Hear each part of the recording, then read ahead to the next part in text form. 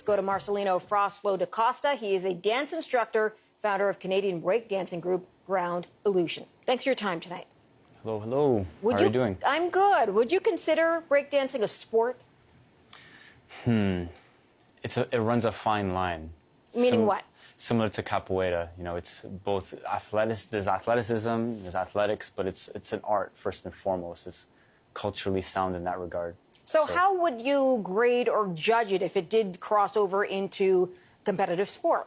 Well, the way that it's judged currently, there's several different categories that help to understand the aesthetic, and I think that won't necessarily change.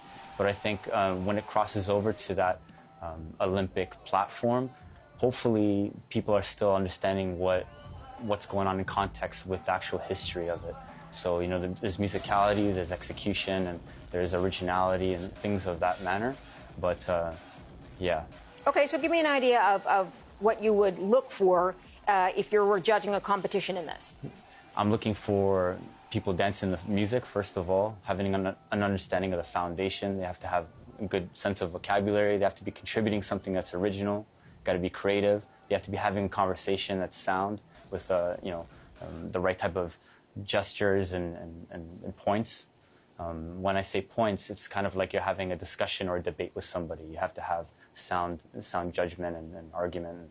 You mean there's a conversation going back and forth? There's totally a conversation going back and forth. And people who are usually winning the competitions or the battles, whether it's on a stage or kind of in a circle, they're making the most sense of the conversation through the music and showing that they're fluent with the original understanding of what the dance is. They have a good sense of the vocabulary and the history, but they're also contributing something, and they're being themselves. So how has it changed over the years?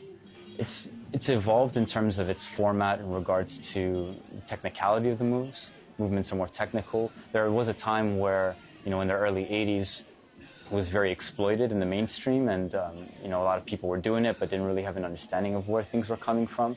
And then, you know, between the 80s, it kind of late 80s it stopped, but then in the early 90s there was a resurgence of trying to re-understand the foundation and creating new foundations to the dance. Okay, so where does it come from? Because you keep referring to the fact that competitors need to understand that.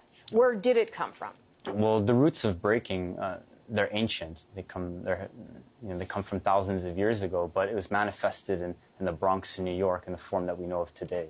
So what people don't necessarily understand is the essence of breaking is rooted through the music, and that musical rhythm and approach is something that's been happening in tribes and ancient cultures for many, many years, right? But the way that we see it as breakdancing or break-in to this day manifested through the Bronx. And I mean, even here in Toronto, we have our own variation and style of it that's based through the foundation. And it's rooted in the music and syncopated rhythm and the funk. People know as the hip-hop these days and soul music.